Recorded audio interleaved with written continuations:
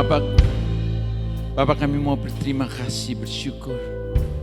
Engkau begitu baik.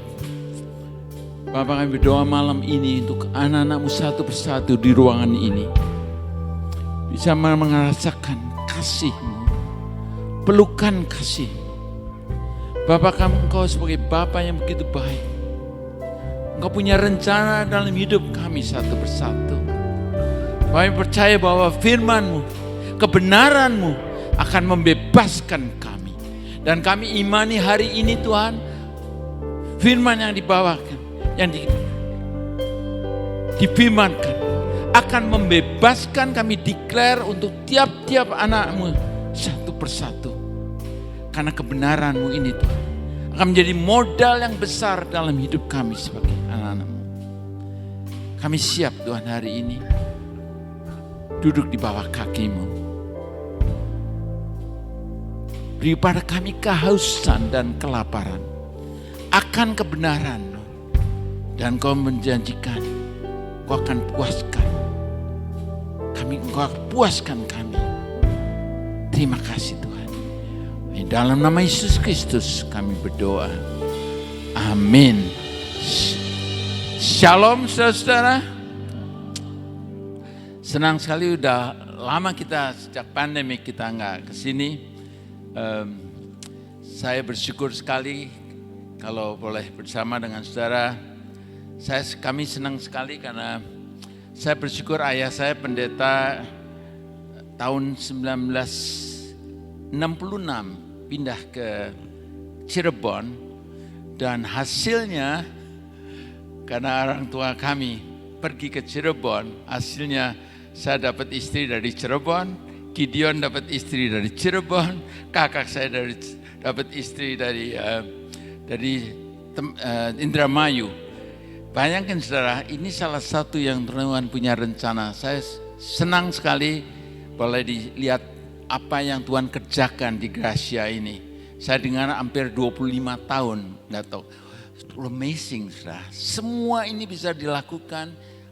Ada Ibu Nani dan tim yang dipakai Tuhan, mengambil langkah, beriman, dan bisa bayangin saudara, gedung yang luar biasa, tempat yang luar biasa. Bukan itu saja, sekolah terang bangsa yang luar biasa, hampir 700 murid, ada radio, luar suara Gracia luar biasa saudara. Plus other thing, banyak hal yang Tuhan kerjakan. Saudara kita let's kasih hand, just appreciate pada Tuhan. Tepuk tangan saudara kita pada Tuhan. Thank you Lord. Terima kasih apa yang Kau telah kerjakan. Saudara, yang menyenangkan hati Tuhan adalah iman kita. Saya bersyukur saudara bahwa mungkin sejak 15 tahun yang lalu Tuhan change teologi kami mengenai Tuhan. Sebab sebelumnya itu tanpa sadari saya sebagai anak Tuhan, sebagai hamba Tuhan, juga sebagai anak pendeta, boleh kata imannya itu pasif. Saudara. Imannya pasif, ya kalau Tuhan mau beri, ya kalau tidak ya itu saya serahkan pada Tuhan yang tahu. Saya lihat kerohaniannya secara adem ayem secara apa yang terjadi. Just ada hal Tuhan bangun, kasih gedung gereja semua.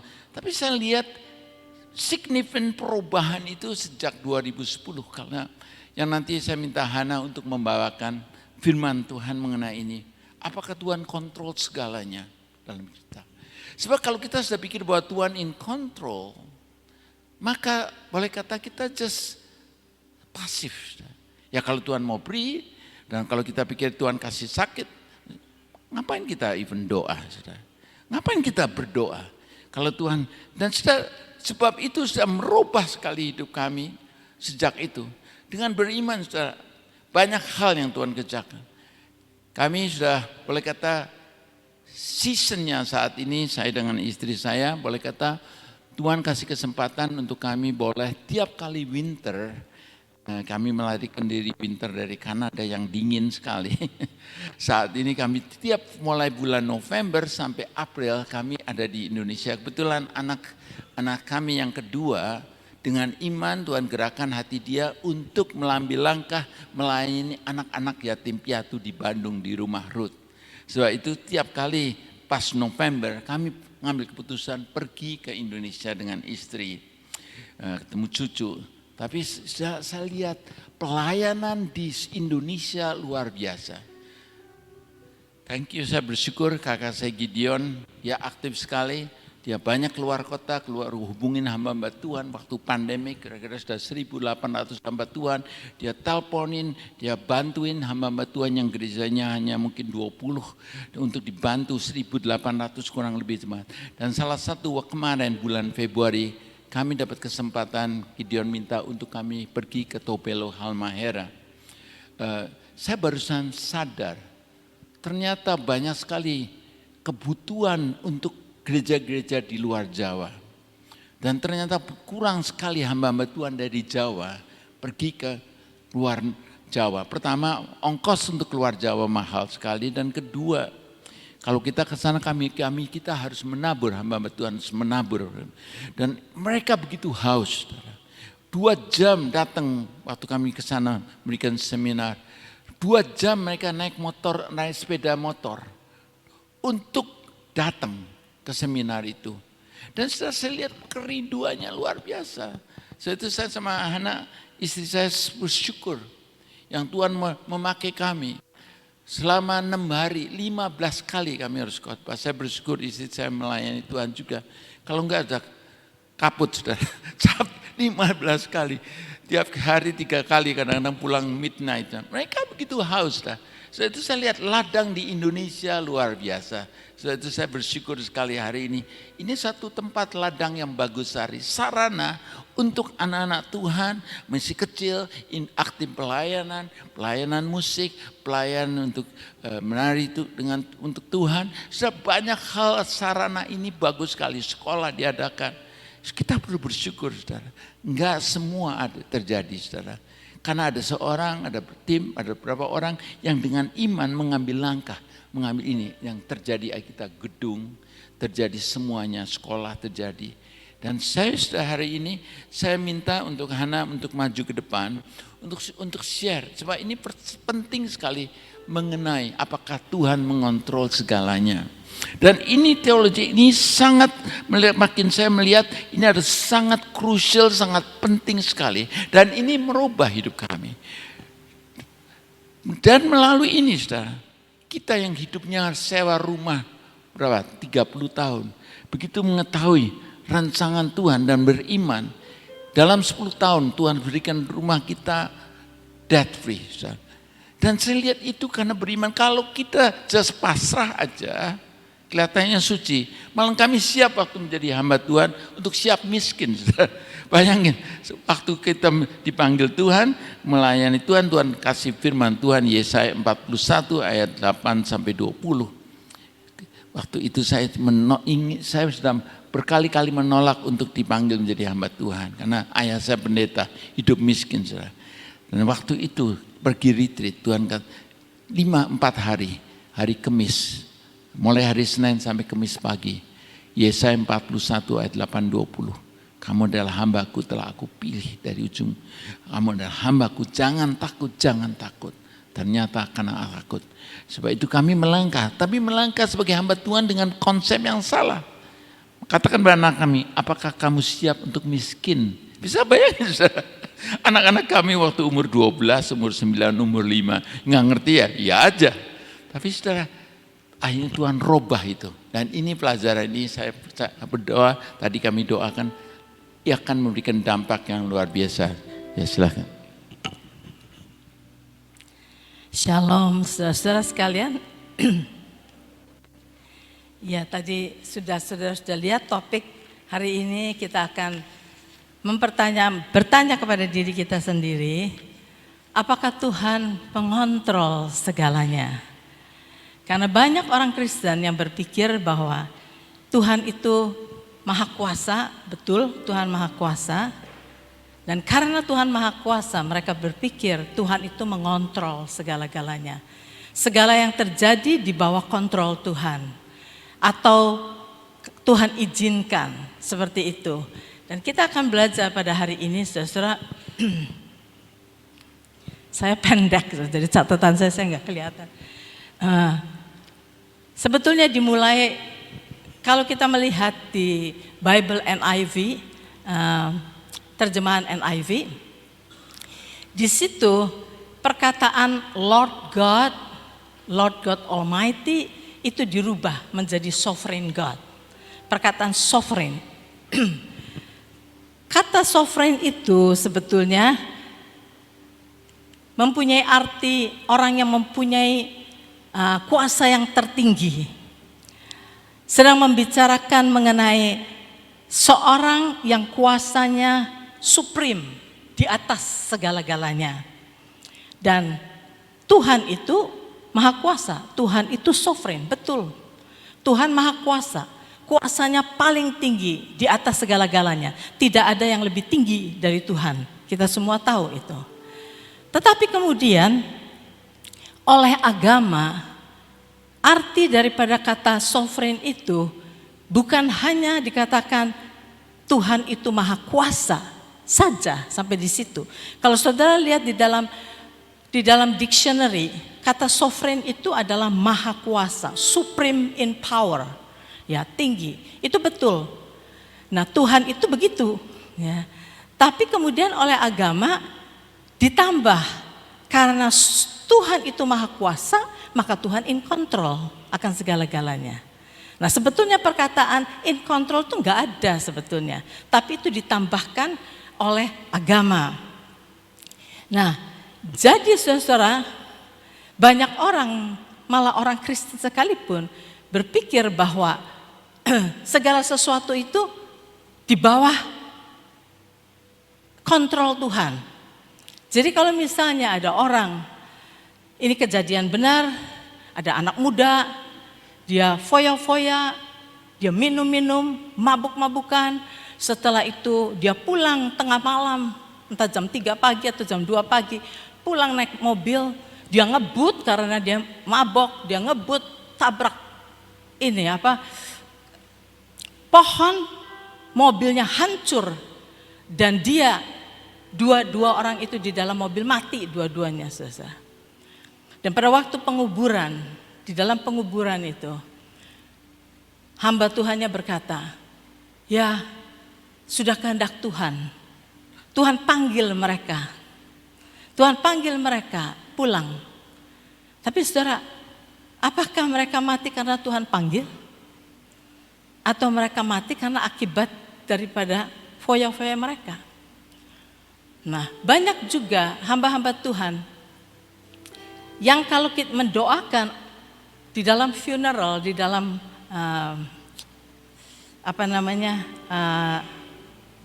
kebaktian duka ya namanya di sini, kebaktian duka. Karena melihat orang yang ditinggalkan itu sedih sekali, maka dia coba menghibur. Dan kata-kata hiburannya seringkali berkata, ya Tuhan yang memberi, Tuhan yang mengambil, terpujilah nama Tuhan. Nah, itu untuk menghibur orang, maksudnya baik untuk menghibur. Ya Tuhan tahu yang terbaik buat saudaramu atau suamimu atau anakmu ini. Sebab itu dia yang memberi, dia yang mengambil, terpujilah nama Tuhan. Dan kata-kata itu dari Bible, saudara. Kita semua tahu, dari Bible. Itu dari Ayub. Ayub pasal 1 ayat 21. Dikatakan Tuhan yang memberi, Tuhan yang mengambil, terpujilah nama Tuhan. Dan itu dipakai banyak sekali di dalam funeral. Kalau saudara ingat, kalau saudara perhatikan, dikatakan begitu. Tuhan yang memberi, Tuhan yang mengambil. Tapi mereka lupa, saudara. Ini bukan perkataan Tuhan. Ini perkataan Ayub. Dan saudara tahu pada waktu Ayub mengatakan ini, dia itu belum mengenal Tuhan. Dia adalah orang yang baik. Dia orang yang takut akan Tuhan. Dia orang yang ingin melakukan yang terbaik yang dia tahu. Tapi di dalam kebaikannya dia, di dalam ketekunannya dia, di dalam hatinya yang tulus, dia belum mengenal Tuhan pada waktu mengatakan ini. Dia belum mengenal Tuhan. Nanti kalau saudara baca terusannya, baru di dalam Ayub pasal yang 42. Jadi akhir daripada buku Ayub. Baru di situ Ayub berkata, hanya dari kata orang saja aku mendengar tentang engkau. Tetapi sekarang mataku sendiri memandang engkau. Baru pada akhirnya di dalam debu, pada waktu dia di dalam penderitaan, setelah Tuhan berbicara berapa pasal di Ayub, Tuhan menantang Ayub, tahukah kamu bagaimana Tuhan menciptakan semua binatang dan segala-galanya? Karena Ayub sudah di dalam pertengahan perkataan Ayub, kalau saudara baca buku Ayub semuanya itu, dia akhirnya mula-mula dia begitu tulus perkataannya, tetapi karena penderitaannya, dia akhirnya berkata bahwa Tuhan itu gak adil, boleh dibilang. Bagaimana saya bisa melawan Tuhan? Gitu. Kalau Tuhan memberikan ini kepada saya, dan dia salah, dia pikir Tuhan yang memberikan semuanya itu. Padahal kita tahu iblis yang melakukan itu semua. Nah di situ pada akhirnya setelah Tuhan tegur Ayub, Ayub berkata, hanya dari kata orang saja aku mendengar tentang engkau. Tetapi sekarang mataku sendiri memandang engkau. Oleh sebab itu aku mencabut perkataanku dan dengan menyesal aku duduk dalam debu dan abu. Penyesalan Ayub dengan apa yang dia sudah katakan. Dan dia banyak sekali perkataan yang Ayub katakan di situ dan yang sekarang dikutip oleh banyak orang Kristen. Pada waktu seseorang sakit, ada seorang suami istri, suaminya terkena sakit yang cukup ganas. Dan di situ istrinya panik sekali, istrinya panik. Ayo kita mesti begini, ke dokter di sana, ke dokter di sini. Istrinya panik. Suaminya berkata begini, kita ini jangan hanya ingin mendapat yang baiknya saja dari Tuhan. Kita juga harus menerima juga yang tidak baiknya. Nah saudara, ini perkataan dari mana? Ayub. Perkataan dari Ayub. Sedangkan saudara Tuhan, kita tahu semua, Tuhan tidak pernah memberikan kepada kita yang jelek. Dikatakan di dalam, nggak tahu sekarang ayat di situ bukan. Mungkin ada loncat beberapa ayat. Yakobus 1 ayat yang 17. Dikatakan bahwa setiap pemberian yang baik dan setiap anugerah yang sempurna datangnya dari atas, diturunkan dari Bapa segala terang. Padanya tidak ada perubahan atau bayangan karena pertukaran. Jadi dikatakan di sini, hanya pemberian yang baik saja dari Tuhan. Kita tidak bisa berkata, jangan yang baiknya saja kita terima, yang jeleknya juga kita terima dari Tuhan. Tuhan tidak pernah memberi yang jelek. Tuhan adalah kasih. Tuhan hanya memberi yang baik saja. Dan dikatakan, semua pemberian yang baik, setiap pemberian yang baik dan setiap anugerah yang sempurna, datangnya dari atas, diturunkan dari Bapa segala terang. Padanya tidak ada perubahan atau bayangan karena pertukaran. Maksudnya apa? Tidak ada perubahan atau bayangan karena pertukaran. Maksudnya Tuhan itu tidak flip-flop, saudara. Sebentar baik, sebentar jahat, sebentar baik, sebentar jahat. Enggak, saudara. Tuhan itu hanya baik. Tuhan itu hanya baik.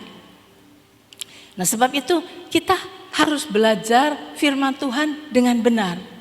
Jangan sampai kita ini mendengarkan pengajaran-pengajaran dan kita terima saja, semuanya terima. Tapi marilah kita pada saat kita mendengarkan firman Tuhan, pada saat saudara mendengarkan saya pada saat ini, berbicaralah kepada Roh Kudus. Roh Kudus itu enggak jauh, ada di dalam kita. Dan tanyakan minta kepada Roh Kudus pimpinan agar supaya segala sesuatu yang tidak benar yang diberitakan, kita tahu ini enggak benar. Tetapi segala sesuatu yang benar, yang memang dari kebenaran Tuhan, kita tahu ini adalah kebenaran. Sehingga kita tidak akan dipermainkan oleh pengajaran-pengajaran dari mana-mana. Di dalam Kolose, pasal yang kedua ayat yang ke-8, dikatakan, satunya, Kolose 2 ayat 8. Hati-hatilah, supaya jangan ada yang menawan kamu dengan filsafatnya yang kosong dan palsu menurut ajaran turun-temurun dan roh-roh dunia, tetapi tidak menurut Kristus. Jadi kita mesti tahu, berdasarkan ayat ini, jadi berarti ada orang-orang yang mengajarkan pengajaran dari Alkitab, tetapi diinterpretasikan dengan dasar filsafat dia yang lama-lama. Dari tradisi-tradisi yang dia punyai sebelumnya. Dan dia bisa memasukkannya ke dalam firman Tuhan dan diterangkan Jadi dikatakan hati-hati supaya jangan ada yang menawan kamu dengan filsafatnya yang kosong dan palsu, menurut ajaran turun-temurun dan roh-roh dunia, tetapi tidak menurut Kristus.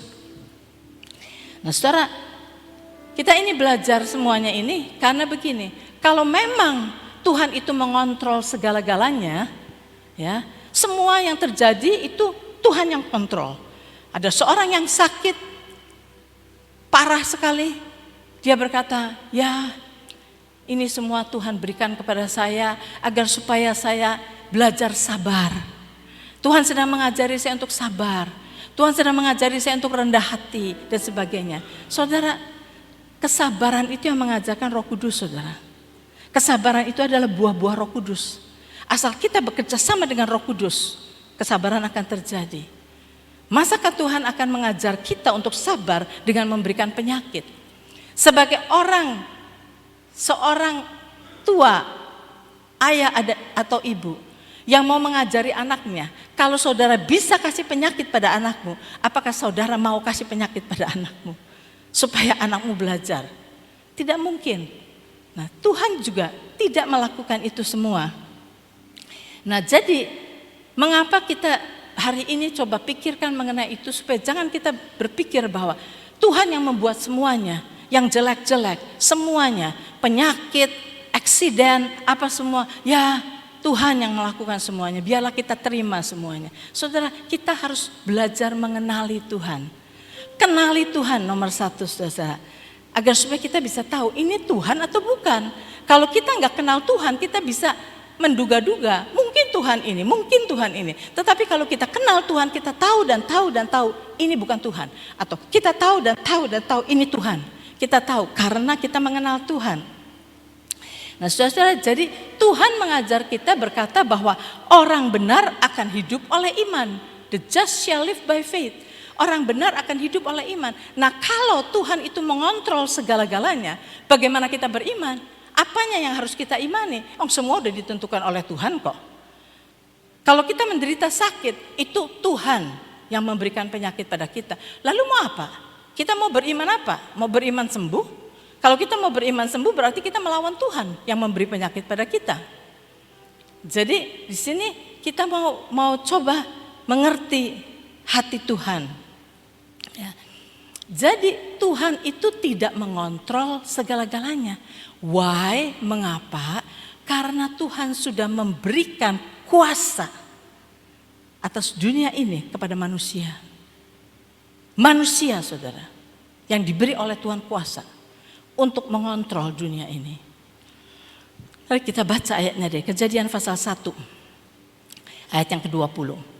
Dikatakan di sini, berfirmanlah Allah, baiklah kita menjadikan manusia menurut gambar dan rupa kita, supaya mereka berkuasa atas ikan-ikan di laut dan burung-burung di udara dan atas ternak dan atas seluruh bumi dan atas segala binatang melata yang merayap di bumi. Nah Tuhan berkata begini, marilah kita menjadikan manusia. Siapa itu kita? Allah Bapa, Allah Putra dan Roh Kudus sedang berbicara, belum ada manusia pada saat itu.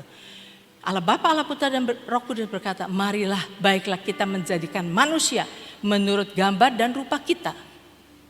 Untuk apa? Supaya mereka berkuasa. Supaya mereka reign di dalam dunia ini. Atas seluruh bumi.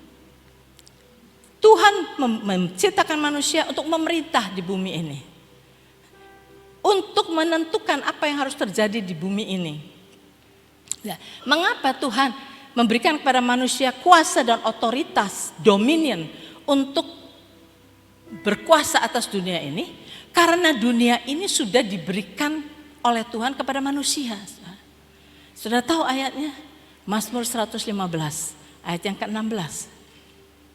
Dikatakan, langit itu langit kepunyaan Tuhan dan bumi itu telah diberikan Tuhan kepada anak manusia. Jadi bumi ini sudah diberikan kepada kita, saudara. Dan Tuhan berkata, memerintahlah, take dominion. Kalau bahasa Inggrisnya berkata, take dominion, memerintahlah. Jadi dunia ini mau dijadikan apa? Itu terserah kepada manusia. Jadi Tuhan memberikan kepada manusia kuasa atas segala-galanya. di bumi ini. Dan kalau Tuhan sudah memberikan bumi ini kepada manusia, Tuhan tidak ambil balik, saudara. Karena Tuhan itu menghormati, mempunyai integriti, dia akan menghormati perkataannya, dia tidak akan mengambil balik perkataannya. Ya, jadi kalau kita lihat seumpama orang tua di sini, orang yang kaya raya, misalnya seorang bilioner, ya, seorang bilioner yang punya banyak company, dia punya pabrik sandal, dia punya pabrik sepatu, dia punya pabrik segala panci-panci, dia punya pabrik sepeda, dia punya, karena dia kaya raya, pabriknya banyak. Anaknya 3. Anak yang pertama baru lulus, dapat S2, pulang dari Amerika. Papanya bilang, "Oke, Johnny, kamu udah lulus, Papa mau kasih 1 pabrik sama kamu. Ini pabrik sepeda kamu yang ambil ya. Oke, pabrik sepeda ini buat kamu. Kamu yang atur, kamu yang ini semuanya." Nah, anak itu mulai mengerjakan pabriknya. Baru berapa bulan, kemudian ini, pabriknya bukan naik, malah turun, rugi. Begitu melihat pabriknya rugi, papanya bilang, kamu gak bisa, gak becus kamu. Udahlah, sini papa take over, supaya maju dulu, gitu kan. Manusia bisa gitu, bisa kasih otoritas, bisa diambil lagi. Manusia bisa gitu, Tuhan enggak, saudara. Tuhan enggak. Kalau Tuhan sudah berkata A. Sebab Tuhan harus mempunyai integriti akan firman-Nya. Dikatakan di dalam Ibrani, saya enggak kasih ayatnya, Ibrani pasal yang pertama, kalau enggak salah ayat yang ketiga, dikatakan bahwa dunia ini dipegang oleh firman Tuhan. Tuhan frame dunia ini oleh the power of His word. Nah, kalau Tuhan itu flip-flop dengan perkataannya, bumi ini hancur, saudara. Sebab itu Tuhan tidak pernah mengganti perkataannya. Kalau Tuhan sudah berkata A. Mari kita lihat ayatnya. Mazmur 89 ayat yang ke-35. Mazmur 39 ayat yang 35 bahasa Indonesia ya. Kalau saudara punya bahasa Inggris ayat 34, saudara bahasa Indonesia ayat 35. Dikatakan, aku tidak akan melanggar perjanjianku dan apa yang keluar dari bibirku tidak akan kuubah, kata Tuhan. Jadi once Tuhan berkata, dia nggak akan berubah, saudara. Itulah Tuhan kita. Itulah Tuhan kita. Jadi Tuhan sekarang sudah menyerahkan bumi ini kepada manusia. Manusia itu apa? Manusia itu makhluk yang mempunyai roh dan tubuh. Jiwa juga mempunyai roh dan tubuh. Oke. Jadi bumi ini diserahkan kepada makhluk yang mempunyai roh dan tubuh. Nah, mari kita lihat. Iblis itu apa? Roh. Dia punya tubuh enggak? Enggak. Jadi dia nggak punya hak di bumi ini, saudara. Tuhan itu apa? Tuhan itu roh. Punya tubuh nggak? Enggak. Nanti Yesus punya.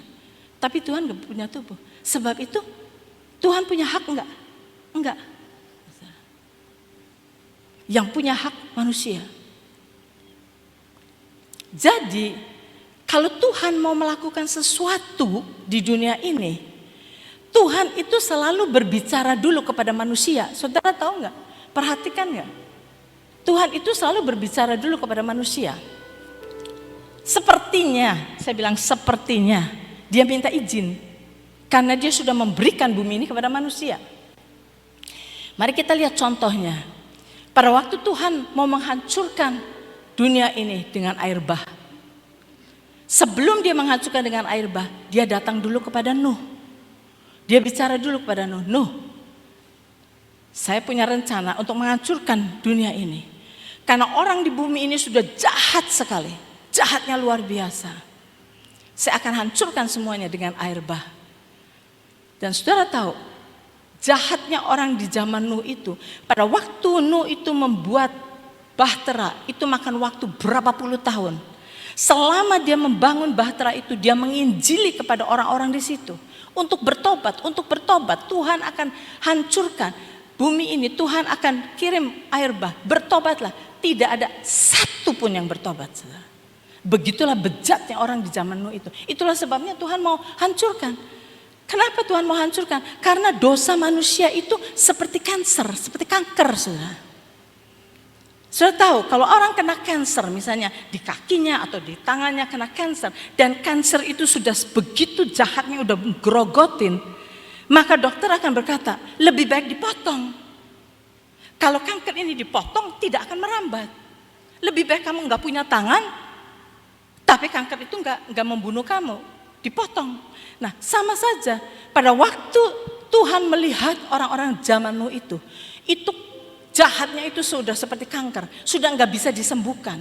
Tidak ada satu orang pun yang bertobat selama berpuluh-puluh tahun. Nuh itu menginjili mereka. Akhirnya air bah turun. Pada saat Tuhan mau membakar Sodom dan Gomora, saya lihat Tuhan datang dulu kepada Abraham. Saya mau kasih dulu ayatnya. Amos 3 ayat 7. Sini, Amos pasal 3 ayat 7. Dikatakan di sini. Sungguh Tuhan Allah tidak berbuat sesuatu tanpa menyatakan keputusannya kepada hamba-hambanya para nabi. Sebelum dia melakukan sesuatu, dia ngomong dulu sama nabinya, saudara. Karena apa? Yang punya hak manusia. Nah, Tuhan gak pernah berubah. Nah, sekarang kita lihat, pada waktu dia mau menghancurkan Sodom dan Gomora, dia datang dulu kepada Abraham. Karena Tuhan tidak pernah melakukan sesuatu sebelum tanpa menyatakan keputusannya kepada hamba-hambanya para nabi. Dia datang kepada Abraham, dia berkata, Abraham, aku akan bakar itu Sodom dan Gomora. Karena orang di sana sudah jahat sekali. Nah, karena Tuhan berkata kepada Abraham, Abraham bilang, aduh Tuhan, jangan Tuhan. Iya memang jahat di situ, tapi pasti kan ada orang baik. Masa Tuhan yang begitu adil mau menghancurkan, membakar orang yang jahat dengan orang baik, dicampur semuanya dihancurkan sama Tuhan. Janganlah Tuhan, gitu kan. Tuhan, saya mau tanya, kalau ada 50 orang baik, apakah Tuhan akan membakar mereka? Tuhan bilang, kalau ada 50, tidak. Aku tidak akan menghancurkan. Terus Abraham bilang, Tuhan, kalau ada 40 Tuhan, kalau ada 40, aku tidak akan bakar. Tuhan, sorry Tuhan, saya mau tanya kalau 30 bagaimana? Kalau 30 aku tidak akan bakar. Saudara tahu kan? 20, kalau 20 aku tidak akan bakar. Dan Abraham berkata, Tuhan please sorry, satu lagi. Kalau 10 Tuhan, kalau ada 10, Tuhan berkata, kalau ada 10 aku tidak akan menghancurkan. So, that's it. Dibakar Sodom dan Gomora. Karena hanya ada Lot, sebetulnya istrinya juga nggak benar kan, mati juga. Kan 2 anak perempuannya. Ditanya kalau ada 10. Jadi si Abraham itu bisa nawar sama Tuhan. Dan Tuhan dengarkan. Dan kemudian akhirnya gak harus dibakar. Karena tidak ada 10 orang yang benar, akhirnya dibakar. Tapi Lot yang benar dikeluarkan sama Tuhan, ditolong. Nah ini. Satu kejadian lagi, kalau saudara mau lihat dari bukti Amos ini. Pada waktu orang Israel di dalam perjalanan dari Mesir ke Kanaan, mereka sampai di Gunung Sinai. Dan kita tahu, di Gunung Sinai, Musa naik ke atas Gunung Sinai untuk mendapatkan 10 hukum Taurat. Dan pada waktu Musa ada di atas, orang Israel berbuat dosa, membuat lembu emas, mereka menyembah lembu emas itu. Dan Tuhan berkata kepada Musa, Musa coba lihat turun, lihat umatmu itu lagi apa. Musa turun, begitu Musa melihat itu dia marah sekali. 2 log batu itu dia hancurkan, dia bantingkan kepada lembu emas itu sampai hancur. Dia marah sekali. Dalam keadaan itu Tuhan berkata kepada Musa, Musa dengar, ini orang Israel ini benar-benar tegar tengkuknya luar biasa. Boleh dibilang Tuhan udah gak tahan. Tuhan bilang, ini yang aku akan lakukan, aku akan hancurkan semua mereka. Aku akan hancurkan mereka. Dan aku akan memulai lagi bangsa dari engkau Musa. nanti keturunanmu yang akan masuk ke dalam Kanaan. Dia bicara lagi sama Musa. Nah Musa bilang, Tuhan jangan Tuhan. Jangan dihancurkan mereka. Tuhan, tahu nggak? Menyesalah Tuhan, menyesalah dengan keputusanmu. Musa ngomongin Tuhan, saudara tahu nggak? Musa ngomongin Tuhan. Saudara kamu tahu baca Keluaran pasal 32, saudara. Musa bilang Tuhan jangan. Sebab kalau Tuhan menghancurkan mereka, orang Mesir akan berkata, karena engkau tidak bisa membawa mereka, maka engkau bunuh mereka di sini. Sebab itu Tuhan, menyesalah dengan keputusanmu. Dan saudara baca, Allah menyesal. Dia nggak jadi bunuh saudara. Nah ini lihat, ada 3 contoh di mana apa yang Tuhan mau kerjakan, Tuhan bicara dulu kepada manusia. Kenapa? Karena Tuhan menghormati perkataannya sendiri, bahwa apa yang dia katakan akan tetap. Dia sudah berkata manusia akan memerintah di sini, manusia. Dia sampai menurut saudara, kalau boleh dibilang begitu. Sampai dia mempertimbangkan apa yang Musa katakan. Jadi kita lihat di sini, Tuhan tidak mengontrol kita. Ya, jangan sampai kita berpikir bahwa Tuhan mengontrol. Mengapa saudara-saudara saya memikirkan ini?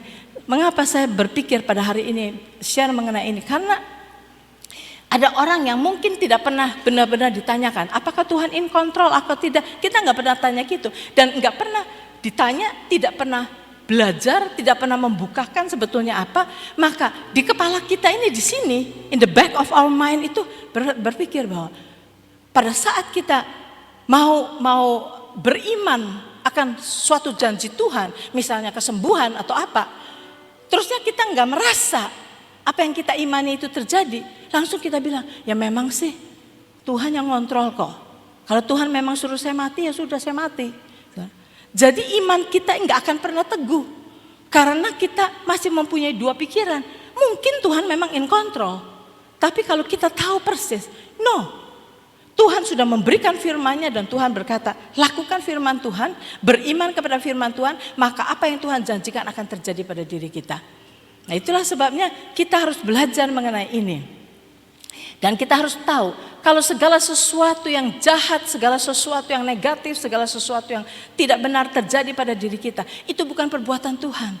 Itu adalah perbuatan iblis. Nah banyak orang yang mengatakan Tuhan in control karena mereka tidak pernah consider adanya iblis, saudara. Bahwa iblis itu ada. Iblis itu ada. Dan mereka berpikir lupa adanya iblis. Padahal itu iblis yang mengerjakan. Dan dikatakan di dalam 1 Petrus pasal yang kelima ayat 8, 9 dikatakan, sadarlah dan berjaga-jagalah, lawanmu si iblis berjalan keliling sama seperti singa yang mengaum-ngaum dan mencari orang yang dapat ditelannya. Lawanlah dia dengan iman yang teguh. Lawanlah dia. Saudara, Tuhan berikan kepada kita otoritas untuk melawan iblis.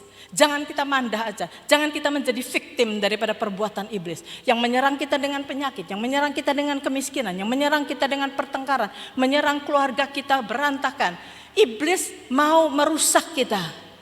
Karena iblis datang, pencuri datang hanya untuk mencuri, membunuh dan membinasakan. Yohanes 10 ayat yang ke-10.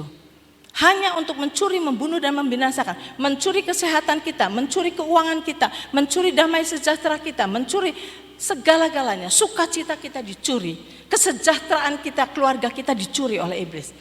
Nah kalau kita berpikir semuanya Tuhan, maka kita diam aja dan kita diam aja. Nah, tapi di sini Tuhan berkata, ingat, dikatakan pencuri datangnya untuk mencuri, membunuh dan membinasakan. Dan iblis datang, Tuhan berkata begini, dia datang kepada kita seperti a roaring lion, seperti singa yang mengaum-ngaum. Berjaga-jagalah kata Tuhan, lawanmu si iblis berjalan keliling sama seperti singa yang mengaum-ngaum dan mencari orang yang dapat ditelannya. Siapa orang yang dapat ditelannya? Pertanyaannya.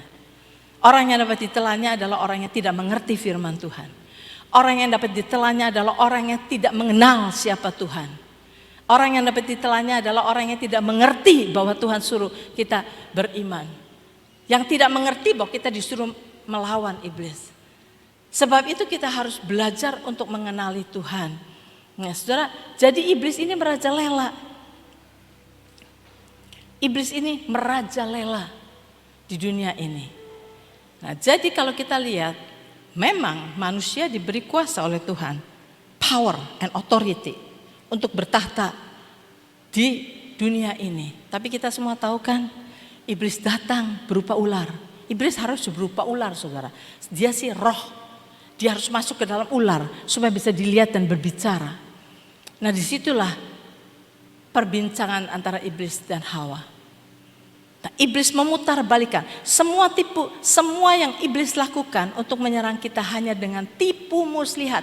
Dari pertama sampai sekarang, tipu muslihat, saudara. Kita harus tahu itu. Kalau kita tidak mengerti firman, kita akan tertipu. Tetapi kalau kita mengerti firman, kita tidak akan tertipu. Nah, iblis datang kepada Hawa, memutarbalikan firman. Katakan, oh kamu gak boleh kan makan buah ini di sini. Boleh, kata Hawa, boleh. Yang gak boleh cuma satu kok. Buah pengetahuan. Iblis berkata begini, kamu tahu, kalau kamu makan buah ini bukannya mati. Kalau kamu makan buah ini, maka matamu akan tercelik. Kamu akan menjadi seperti Allah, mengetahui yang baik dan yang jahat. Padahal saudara, manusia sudah diciptakan seperti Allah. Tadi baca kan, di dalam Kejadian 1 ayat yang ke-26 dikatakan bahwa marilah kita menciptakan manusia sesuai dengan peta dan teladan kita. Jadi manusia diciptakan seperti Allah. Iblis berkata kepada Hawa bahwa kalau kamu makan buah ini, kamu akan menjadi seperti Allah. Membuat Hawa berpikir, oh ternyata Tuhan itu enggak seluruhnya baik. Ternyata Tuhan itu menyembunyikan sesuatu dari kita.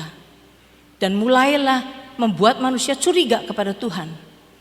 Nah, maka Hawa mengambil. Pada saat Hawa mengambil buah itu dan memakannya, disitulah letaknya perpindahan Tuhan. Tuhan daripada Hawa sebelumnya adalah Tuhan. Tuhan datang setiap hari ke Taman Eden untuk berbicara dengan Hawa dan Adam. Untuk memberikan kehidupan yang seharusnya itu bagaimana. Tuhan ingin memberikan pelajaran kepada mereka supaya mereka hanya mendengarkan Tuhan, hanya mengikuti Tuhan. Tetapi pada saatnya manusia memakan buah itu, ganti tuannya dari Tuhan kepada iblis. Dikatakan, saya enggak kasih ayatnya, di dalam Roma pasal 6 ayat yang ke-16. Kalau saudara mau catat, tulis. Kepada siapa kamu nurut? Orang yang kamu turuti akan menjadi master dari kamu. Dan orang yang menurut akan menjadi hamba daripada yang dituruti. Ada di dalam Roma 6 ayat 16. Jadi kita mengetahui pada saat Hawa mengambil buah itu, dia menurut kepada iblis. Langsung Hawa menjadi hamba daripada iblis. Dan disitulah iblis tahu haknya. Dia ambil kuasa dan otoritas yang Tuhan berikan kepada Adam dan Hawa diambil oleh iblis. Dan dari sejak itu iblis merajalela di bumi ini. Terjadilah peperangan, terjadilah penyakit, terjadilah kegoncangan, terjadilah semua kejahatan, pembunuhan, semua terjadi karena iblis merajalela. Iblis menjadi the prince of the world, menjadi penguasa dunia ini. Kuasanya diberikan kepada Adam dan Hawa, tetapi Adam dan Hawa berikan kepada iblis. Iblis menjadi penguasa dunia ini. Itulah sebabnya dunia ini kacau sampai sekarang. Dan sekarang dengan dunia ini kacau karena kejahatan iblis, iblis mau berkata itu semua Tuhan yang melakukannya. Kalau kita percaya Tuhan in control, berarti kita percaya kepada bohongnya iblis. Semua kejahatan itu iblis yang lakukan. Sebab itu kita mesti mengerti akan itu semua. Dan setelah itu Tuhan mengirimkan Yesus. Yesus harus datang ke dalam dunia ini sebagai manusia. Sebab kalau Yesus tidak datang sebagai manusia, dia tidak punya hak di dalam dunia ini. Itulah sebabnya kenapa Yesus mesti jadi manusia. Karena dunia ini sudah diberikan pada manusia. Kalau Yesus mau menolong manusia, dia harus menjadi manusia. Itulah sebabnya Yesus datang sebagai manusia. Dan kemudian kita tahu, dia melakukan semua yang disuruh oleh Bapanya. Dia jalan di dalam hari terakhir daripada hidupnya. Dia masuk ke Taman Getsemani. Di sana dia menderita penderitaan jiwa yang luar biasa. Dia tahu bahwa dia akan dicaci maki. Dia tahu dia akan digantung di kayu salib. Dia tahu dia akan dihina. Dia tahu dia akan ditelanjangi. Dan semua orang akan menuding dia. Dia tahu dia akan dicambuki, dia tahu itu semua. Pada waktu dia ada di Taman Getsemani, jiwanya menderita luar biasa. Dia dipenuhi dengan ketakutan dan keringatnya sampai keringat darah karena penderitaan jiwa yang luar biasa. Dan penderitaan jiwa Yesus itu adalah untuk menanggung penderitaan jiwa manusia. Saudara, sebab itu kita harus tahu, kita sebagai manusia seharusnya kalau kita mengerti bahwa penderitaan jiwa kita sudah ditanggung oleh Yesus, kita ini tidak perlu stres. Kita itu tidak bisa depres, saudara. Enggak, semua sudah ditanggung oleh Yesus di Taman Getsemani. Penderitaan jiwa kita sudah ditanggung oleh Yesus di Taman Getsemani. Yang kemudian Yesus harus jalan memikul salib. Dia dicambuki 39 kali. Tubuhnya diremukan untuk menanggung sakit penyakit kita. Sakit penyakit kita ditanggung oleh Yesus semuanya. Supaya kita tidak perlu menanggung sakit penyakit. Setelah itu dia sampai di kayu salib. Dia dipentang di kayu salib. Disitulah dia menanggung segala dosa kami. Segala dosa kita. Kita tahu penyakit kita sudah ditanggung oleh Yesus. Itulah sebabnya kita sekarang dapat berkata kepada iblis. Pada waktu iblis menyerang kita dengan penyakit, kita harus berkata bahwa semua penyakit saya sudah ditanggung oleh Yesus. Kita perangi iblis, lawan dia. Speak berita kesembuhan. Dan katakan bahwa tubuhku adalah the temple of the Holy Spirit. Ini adalah rumah daripada Roh Kudus. Hanya Roh Kudus yang mempunyai hak atas tubuh saya. Katakan apa yang dikatakan. Saya banyak ayat yang saya hafalnya bahasa Inggris. Katakan di dalam Roma pasal yang ke-8 ayat yang kedua. The law of the spirit of life in Christ Jesus has made me free from the law of sin and death.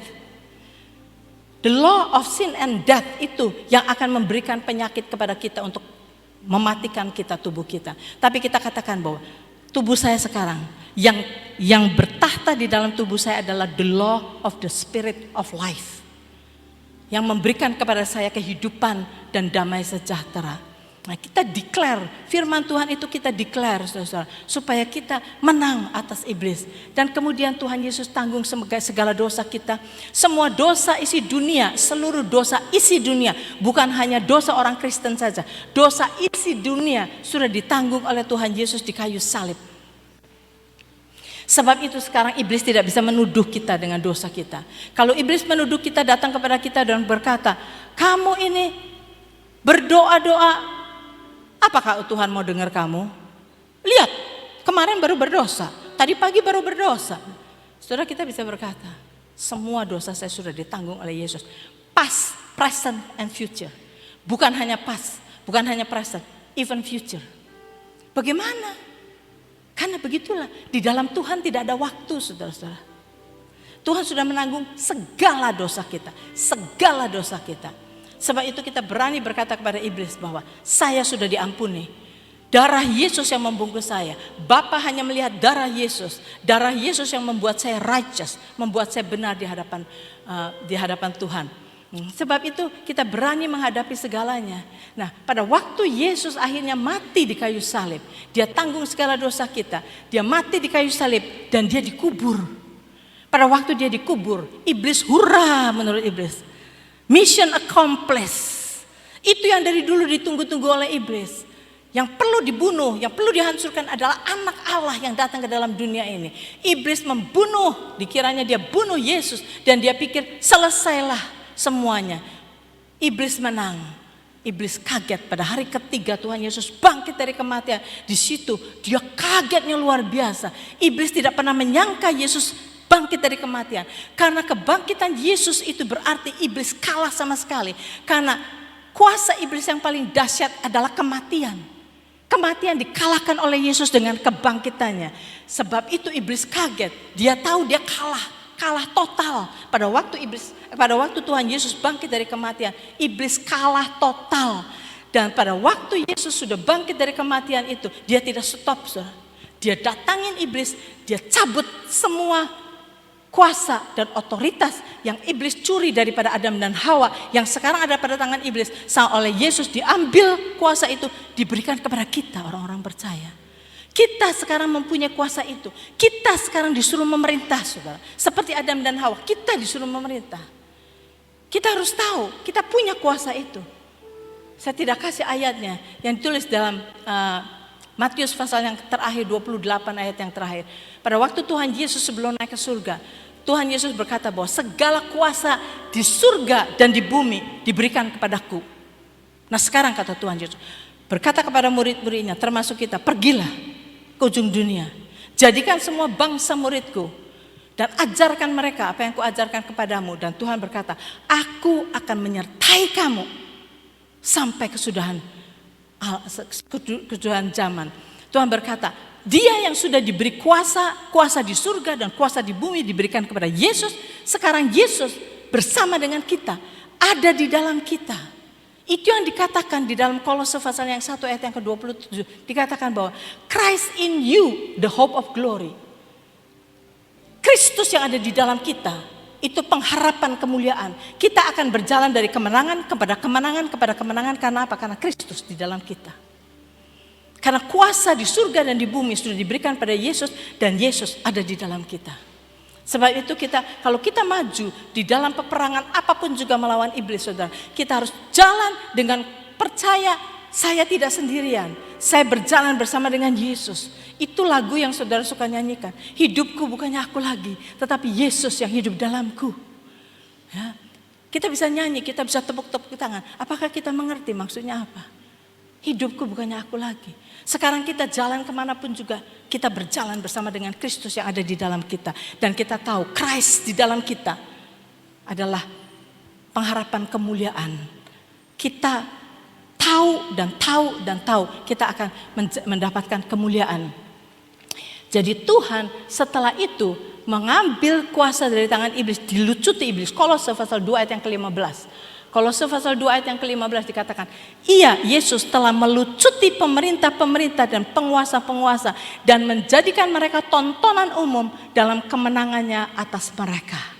Yesus melucuti semua senjata iblis, kuasa dan otoritas iblis yang telah dia curi dari manusia, diambil balik, dilucuti oleh Yesus dan Yesus berikan itu kepada kita. Dan sekarang Tuhan menyuruh kita memerintah di bumi ini.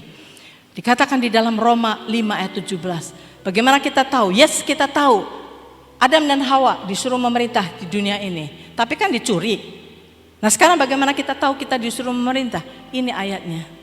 Dikatakan, sebab jika oleh dosa satu orang, siapa itu Adam? Dosa Adam. Sebab jika oleh dosa satu orang, maut telah berkuasa oleh satu orang itu. Ya, iblis sudah berkuasa. Maka lebih benar lagi mereka yang telah menerima kelimpahan kasih karunia dan anugerah kebenaran. Siapa itu? Kita yang sudah menerima kelimpahan kasih karunia dan anugerah kebenaran akan hidup dan berkuasa oleh karena satu orang itu, yaitu Yesus Kristus. Perkataan di sini berkuasa itu bahasa Inggrisnya reign, memerintah. Jadi oleh sebab satu dosa orang maut telah memerintah. Sekarang karena anugerah dan kasih karunia Tuhan, maka akan hidup dan memerintah. Kita akan hidup dan memerintah oleh karena satu orang itu, yaitu Yesus Kristus. Jadi kita disuruh memerintah di bumi ini, saudara. Dan untuk kita bisa memerintah dengan yakin, kita harus buang segala pikiran Tuhan yang mengontrol segala-galanya. No. Tuhan tinggal di dalam kita. Kalau kita hidup bersama dengan Tuhan, Tuhan dan kita akan menang. Dan iblis bisa mau jungkir balik, saudara. Kita bisa usir kuasanya. Lawanlah iblis, maka dia akan lari daripadamu. Biar kita menyadari akan hal ini dan kita tahu bahwa Tuhan sudah menang. Tuhan sudah memberikan kepada kita kuasa dan Tuhan ingin kita memerintah di bumi ini. Mari kita berdoa. Bapa, kami mau bersyukur kepadamu Tuhan. Kalau Engkau memberikan kepada kami firman-Mu dan dengan kesabaran-Mu, dengan kasih-Mu Tuhan, Engkau sudah menyayangi kami, memberikan kepada kami berita kebenaran dan the truth will set us free. Sehingga kami tidak akan diikat oleh ketakutan, kami tidak akan diikat oleh keraguan-raguan akan kuasa-Mu, akan kasih-Mu, akan penyertaan-Mu di dalam hidup kami. Kami mau menyerahkan hidup kami satu persatu di dalam pimpinan-Mu. Kami percaya Engkau yang di dalam kami, yang akan memberikan kepada kami kemenangan after kemenangan. Terima kasih Tuhan. Biar setiap kami di sini bisa menjadi tentara-tentaramu yang hidup dan yang mighty dan yang memuliakan namamu. Kami bisa memerintah di bumi ini dengan kuasa yang Engkau berikan kepada kami. Dalam nama Tuhan Yesus, amin.